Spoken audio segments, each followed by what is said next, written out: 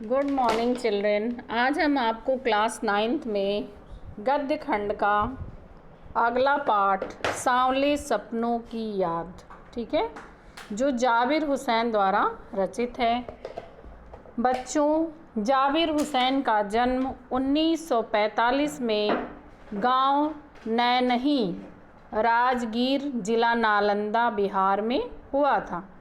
वे अंग्रेजी भाषा एवं साहित्य के प्रधानाध्यापक रहे।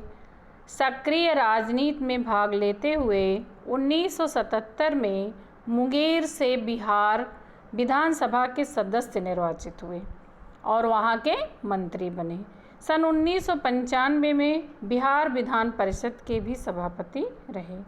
जाबिर हुसैन हिंदी, उर्दू तथा अंग्रेजी तीनों भाषाओं में समान अधिकार प्राप्त किया और उस पर अपनी लेखनी भी चलाई। उनकी हिंदी रचनाओं में जो आगे है, डोला बीबी का मजार, अतीत का चेहरा, लूंगा, एक नदी रेत भरी है, ठीक है, ये इनकी प्रमुख रचनाएं हैं। इन्होंने जो है डायरी विधा में एक अभिनव लेखन का भी प्रयोग किया है।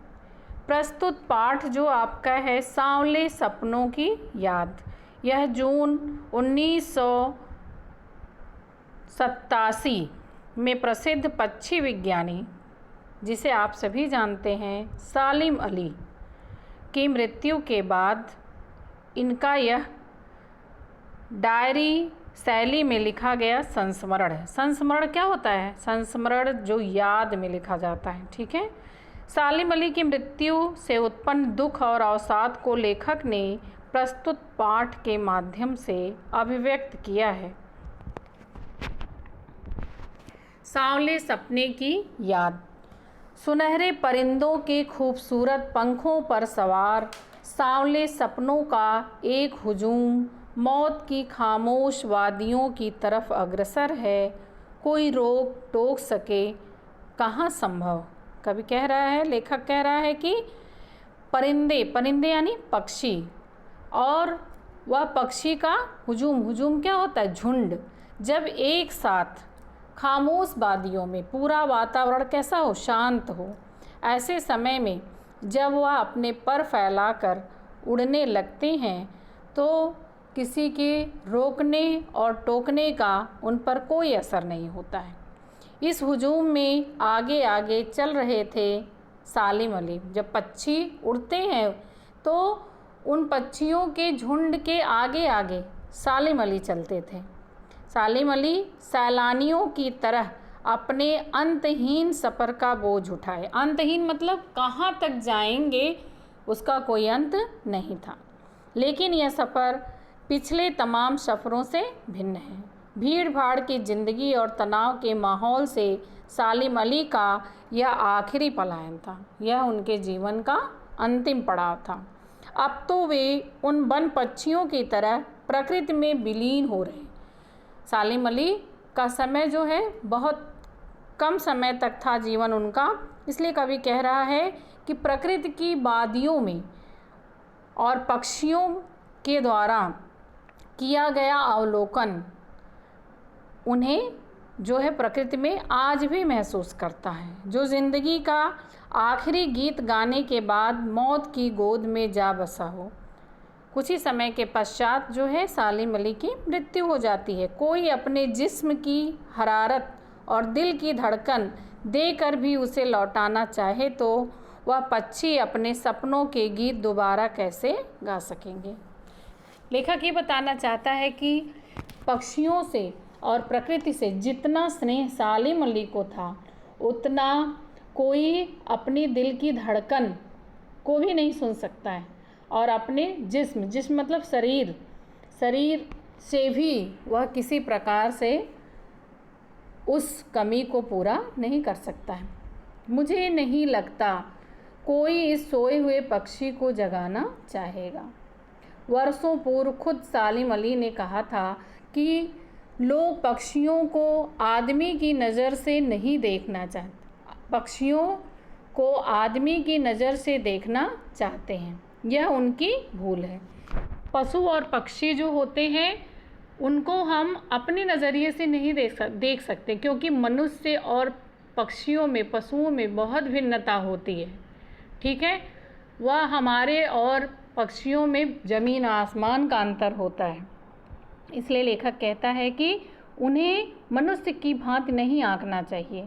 ठीक उसी तरह जैसे जंगलों और पहाड़ों, झरनों और अवसारों को वो प्रकृति की नज़र से नहीं, आदमी की नज़र से देखने को उत्सुक रहते हैं। कवि कहता है कि जिस प्रकार से जंगल, पहाड़, झरने, प्राकृतिक वादियाँ, ये सब कुछ आदमी अपनी नज़रों से देखता है, उस तरह से पक्षियों को हम अपनी उन नज़रों से नहीं देख सकते हैं, बल्कि उनके स्पर्श को, उनकी संवेदनाओं को हम क्या कर सकते हैं, जान सकते हैं। भला कोई आदमी अपने कानों से पक्षियों की आवाज़ का मधुर संगीत सुनकर अपने भीतर रोमांच का सोता फूटता महसूस कर सकता है? लेखक पूछना चाहता है कि अगर पक्षी की मीठी मधुर आवाज़ आपके कानों में सुनाई देती है तो आपका मन क्या होता है, उत्सुक हो जाता है, उस चीज़ को देखने के लिए आतुर हो जाता है। ठीक है, एहसास कि ऐसी ही एक ऊबड़ खाबड़ ज़मीन पर जन्मे मिथक का नाम सालिम अली था। ऐसे प्राकृतिक वादियों में नहीं, बल्कि ऊबड़ खाबड़ ज़मीन पर जन्म लेने वाले सालिम अली को प्रकृति से इतना स्नेह था। पता नहीं इतिहास में कब कृष्ण ने वृंदावन में रासलीला रची थी और शौक गोपियों को अपनी शरारतों का निशाना बनाया था। कवि वृंदावन के सुंदर वादियों का चित्रण करते हुए कहता है कि वृंदावन में गोपियाँ कृष्ण के साथ क्या करती थी, रासलीला रचाती थी। कृष्ण का बाल सौंदर्य, कृष्ण बचपन में माखन भरे भांडे फोड़ते थे और क्या करते थे, दूध छाली से अपने मुख को भर लेते थे, मक्खन और दूध अपने मुख में भर लेते थे। कब वाटिका में छोटे छोटे किंतु घने पेड़ों की छांव में विश्राम किया, और कभी क्या करते थे, छोटे छोटे कुंजों में बैठ करके विश्राम करते थे और मधुर बंसी बजाया करते थे। कब दिल की धड़कनों को एकदम से तेज करने वाले अंदाज में बंसी बजाई। कभी कह रहा है ऐसा समय था कि हम आप उस चीज़ के जो है सौंदर्य का लुत्फ़ नहीं उठा पाए, और पता नहीं कब वृंदावन की पूरी दुनिया संगीतमय हो गई। जब कृष्ण बंसी बजाते थे तो क्या होता था, पूरा गोकुल, पूरा वृंदावन उनकी मधुर बंसी की ध्वनि सुन करके क्या होता, मंत्र मुग्ध हो जाता था। कभी कहता है, लेखक कहता है कि लेकिन आज भी वृंदावन जाए तो नदी का सांवला पानी उसे पूरे घटनाक्रम की याद दिलाता है। जब आप यमुना नदी का किनारा, कुंजों की छाया, सुंदर जो है वृंदावन की जो है वन और उपवन बागीचे को जब देखेंगे तो पुनः कृष्ण के द्वारा सुने हुए वृतांत को आप याद करने लगेंगे। हर सुबह सूरज निकलने से पहले जब पतली गलियों में उत्साह भरी भीड़ नदी की ओर बढ़ती है तो लगता है जैसे उस भीड़ को चीर कर अचानक कोई सामने आया और बंसी की आवाज़ पर सब किसी के कदम थम गए। ये क्या होता है, ये वही महसूस कर सकता है जो प्रकृति के बहुत करीब हो। इस चीज़ को किसने महसूस किया, सालिम अली ने महसूस किया। क्यों? क्योंकि वह पक्षी और प्रकृति प्रेमी थे। आगे फिर प्राकृतिक सौंदर्य का वर्णन करते हुए कहते हैं, हर शाम सूरज ढलने से पहले जब वाटिका का माली सैलानियों को हिदायत देता तो लगता जैसे बस कुछ ही क्षणों में वे कहीं से आ टपकेगा और संगीत का जादू वाटिका के भरे पूरे माहौल पर छा जाएगा। वृंदावन का वर्णन करते हुए लेखक कहता है कि वहाँ जो सैलानी, जो यात्री देश विदेश से यात्रा करने आते हैं, वह उसके मधुर सौंदर्य को क्या करते हैं, महसूस करते हैं, देखते हैं। वृंदावन कभी कृष्ण की बांसुरी के जादू से खाली हुआ है क्या? नहीं। अगर हम मन से तल्लीन होकर के अपने आराध्य को क्या करें, महसूस करने लगे, याद करने लगे, तो वह छवि, वह सौंदर्य हमारी आंखों के सामने क्या होता है, आ जाता है। मिथकों की दुनिया में इस सवाल का जवाब तलाश करने से पहले एक नज़र कमज़ोर काया वाले उस व्यक्ति पर डाली जाए जिसे हम सालिम अली के नाम से जानते हैं। अब कवि क्या करता है, सालिम अली के व्यक्तित्व का वर्णन करता है। उम्र को सदी तक पहुंचने से थोड़े ही दिन तो बचे थे, यानी 100 वर्ष अभी उनकी उम्र नहीं हुई थी। संभव है लंबी यात्राओं की थकान ने उनके शरीर को कमज़ोर बना दिया। सालिम अली अभी 100 वर्ष के नहीं हुए थे, लेकिन उनका शरीर थक करके बूढ़ा हो चुका था। कैंसर जैसी जानलेवा बीमारी उनकी मौत का कारण बनी। किस कारण से मरे थे, कैंसर की बीमारी जो थी, इसके कारण से उनकी मृत्यु हुई। लेकिन अंतिम समय तक मौत उनकी आंखों में वह रोशनी छीनने में सफल नहीं हुई जो पक्षियों की तलाश और उसकी हिफाजत के प्रति समर्पित थी। सालिम अली क्या करते थे, पक्षियों के हिफाजत के लिए, उसकी सुरक्षा का पूरा प्रबंध करते थे, और उसके लिए इन्होंने कई बार देश के प्रधानमंत्री से भी मुलाकात की। ठीक है, सालिम अली की आंखों पर चढ़ी हुई दूरबीन उनकी मौत के बाद ही तो उतरती है। लेखक कहता है कि सालिम अली के जो है आंखों पर चढ़ी हुई जो दूरबीन, जिससे वो पक्षियों को क्या करते थे, देखते थे, किस तरह से उड़ते हैं, कैसे वह दाना चुगते हैं, किस तरह से प्राकृतिक वादियों में वह जो है पूरे प्रकृति को जो है सौंदर्य प्रदान करते हैं, यह सब कुछ सालिम अली अपनी दूरबीन से देखा करते थे, अनुभव करते थे, उनकी बातों को समझते थे। ऐसा लगता था कि जैसे वह उसकी हिफाजत का प्रयास कर रहे हैं। उन जैसा वर्ड वाचर मतलब होता है पक्षी प्रेमी। ठीक है, वर्ड वाचर का अर्थ है पक्षी प्रेमी। लेकिन एकांत क्षणों में सालिम अली बिना दूरबीन के भी देखे जाते थे। जब वो अकेले बैठते थे तो बिना दूरबीन के वह प्राकृतिक सौंदर्य को निहारते थे। कुछ क्षितिज पर फैली ज़मीन और कुछ झुके हुए आसमान को छूने वाले उनकी नज़रों में कुछ कुछ वैसा ही जादू है। क्षितिज बच्चों क्या होता है, क्षितिज वह स्थान होता है जहाँ पर धरती और आकाश मिलते हुए प्रतीत होते हैं। ठीक है, ऐसी वादियों में सालिम अली पक्षियों के मनोरम सौंदर्य को क्या करते थे, देखते थे, निहारते थे। सालिम अली उन लोगों में से थे जो प्रकृति के प्रभाव में आने की बजाय प्रकृति को अपने प्रभाव में लाने के कायल होते हैं। कुछ लोगों का शौक़ क्या होता है, अपने बालकनी में पेड़ पौधे लगा लेते हैं, पक्षियों को पालने का शौक़ होता है, लेकिन पिंजरे में बंद पक्षी, कैद पक्षी जो है वह अपने आप को हमेशा क्या महसूस करेगा, वह अपने आप को हमेशा पिंजरे में बंद ही महसूस करेगा, कभी स्वतंत्र महसूस नहीं करेगा। तो ये क्या कहता है, लेखक कहता है कि सालिम अली का जो शौक़ था वह प्रकृति को अपनी नज़रों से देखते थे और उसका अनुभव करते थे। प्रकृति में हर तरफ एक खेलती हंसती रहस्य भरी दुनिया क्या हुई, चारों तरफ फैली हुई है। यह दुनिया उन्होंने बड़ी मेहनत से गढ़ी थी मतलब बनाया था। अपनी यह प्रकृति की दुनिया उन्होंने बहुत मेहनत से बनाया था। उनके जीवन साथी तहमीना ने काफ़ी मदद पहुंचाई थी। जो सालिम अली थे उनकी जीवन साथी यानी उनकी पत्नी, उनका नाम क्या था, तहमीना। तहमीना स्कूल के दिनों में उनकी सहपाठी थी। सहपाठी मतलब क्या होता है, क्लासमेट। ठीक है, अपने लंबे रोमांचकारी जीवन में ढेर सारे अनुभवों के मालिक सालिम अली एक दिन केरल की साइलेंट वैली को रेगिस्तान हवा के झोंकों से बचाने का अनुरोध लेकर चौधरी चरण सिंह से मिले।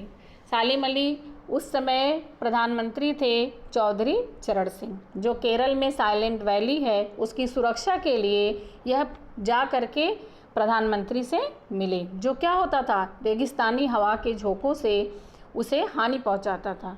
चौधरी चरण सिंह ने जो है उनकी क्या की, बातों को सुना और मिट्टी पर पड़ने वाली पानी की पहली बूंद का असर जानने वाले नेता थे। चौधरी चरण सिंह को क्या कहते हैं, वह भी प्रकृति प्रेमी थे। ठीक है, मिट्टी पर पड़ने वाली पानी की बूंद को जानने वाले, यानी जो है ज़मीनी तौर पर उन्हें बहुत ज़्यादा ज्ञान था। पर्यावरण के संभावित खतरों का जो चित्र सालिम अली ने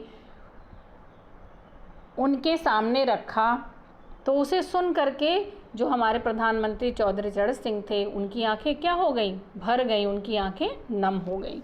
आज सालिम अली नहीं रहे। लेखक आगे क्या बताता है, सालिम अली भी नहीं रहे और हमारे भूतपूर्व प्रधानमंत्री चौधरी चरण सिंह भी नहीं रहे। कौन बचा है जो अब सोधी मिट्टी पर उगी फसलों के बीच एक नए भारत की नींव रखने का संकल्प लेगा। लेखक को क्या होता, अफसोस होता है कि ऐसे पर्यावरणविद सालिम अली जो अब नहीं रहे, उनकी मृत्यु हो गई, और उनके भावों को जानने वाले जो प्रधानमंत्री चौधरी चरण सिंह थे, वह भी अब नहीं रहे। आगे का वर्णन करता है लेखक, कहता है कि जो अब हिमालय और लद्दाख की बर्फीली ज़मीनों पर जीने वाले पक्षियों की वकालत करेगा। पक्षी ऐसा नहीं है कि सिर्फ जंगल में ही रहते हैं, वन में ही पक्षी पाए जाते, नहीं, पक्षी हर जगह होते हैं। हिमालय और लद्दाख के बर्फीले पर्वतों पर भी जो है पक्षी होते हैं, जिनका शरीर कैसा होता है, उसी के अनुरूप होता है, ताकि वह उसके वो क्या कहते हैं, बर्फ़ के उसको कष्ट को सह सके, उस तरह के उसके पर होते हैं। सालिम अली की एक कथा है जिसका नाम है फॉल ऑफ ए स्पैरो। ठीक है, मुझे याद आ गया, D.H. लॉरेंस की मौत के बाद लोगों ने उनकी पत्नी फ्रीडा लॉरेंस से अनुरोध किया। दूसरे जो है पक्षी प्रेमी एक और थे जिनका नाम था D.H. लॉरेंस।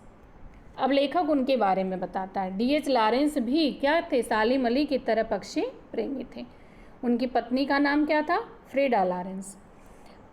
वह अपने पति के बारे में कुछ लिखे तो फ्रीडा चाहती थी कि ढेर सारी बातें लॉरेंस के बारे में वह लिख सकती थी, लेकिन वह क्या कहती है, मुझसे ज़्यादा छत पर बैठने वाली गौरैया लॉरेंस के बारे में ढेर सारी बातें जानती हैं। उनकी पत्नी ने कहा, मैं उनके बारे में तो उतना नहीं बता सकती, मुझसे ज़्यादा तो छत पर बिचड़ करने वाली रहने वाली जो गौरैया है, जो पक्षी है, वह D.H. लॉरेंस के बारे में बताएगी। क्यों बताएगी, क्योंकि D.H. लॉरेंस घर से ज़्यादा वह कहाँ रहते थे, पक्षियों के खोज में रहते थे, उसकी सुरक्षा में रहते थे। आगे देखिए,